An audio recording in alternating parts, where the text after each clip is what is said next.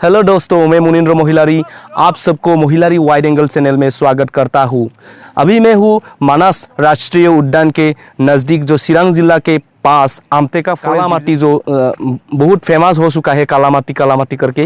ये देखिए, आप लोग देख पा रहे हैं, ये ब्लैक मिट्टी जो काला माटी है ये प्रसिद्ध है। ये प्राकृतिक सौंदर्य आप लोगों को आज इस ब्लॉग वीडियो के ज़रिए देख पाएंगे। तो यहाँ तक पहुँचने के लिए आप लोग 31 नोंग नेशनल हाईवे जो बंगाईगांव डिस्ट्रिक्ट के सापागुड़ी में उतर के नॉर्थ की तरफ जो डेजिंग फेस्ट हो रहा है हाग्रामा ब्रिज के नज़दीक, वहाँ तक आकर आप लोग कोयला मोइला बोल के एक जगह मिलेगा। उसमें एक मार्केट है, कोयला मोइला होके उधर आके आप लोग सीधा नॉर्थ की तरफ आइए। इसके बाद वहाँ पर एक फॉरेस्ट का रेंज ऑफिस है आमतेका बोल के, वहाँ पर आप लोग प्रॉपर परमिशन लेके यहाँ तक आ पाएंगे। और ये जो मैं जहाँ जगह में हूँ अभी, ये सब ब्लैक मिट्टी से भरपूर है। और इसमें जो स्पेशलिटी है, हम लोग बहुत दिनों से, बहुत सालों से सुनाई दे रहा है, ये जो ब्लैक मिट्टी है इसको खाने के लिए इस मानस के जितने भी एनिमल्स है वो लोग इधर आके इसको खाता है। और ये खनिज पद्धति में भरपूर है और इसमें सोल जैसा होता है, जो इसको खाने के लिए बहुत स्पेशली जो हमारा एलिफेंट जितना भी होता है मानस में, वह एरिया में इसमें आता है। और इसको हमारे लोकल लैंग्वेज में माउरिया हाजे बोलता है। माउरिया मीन्स अर्फन बोला जाता है इसको। और ये हमारे जो बोडो लैंग्वेज में इसको मैदेर खोरो भी बोला जाता है, दैट मीन्स एलिफेंट हेड। सो आज के इस ब्लॉग में हम दिखाने जा रहे हैं जो कालामाटी नाम से प्रसिद्ध होने का कारण क्या है।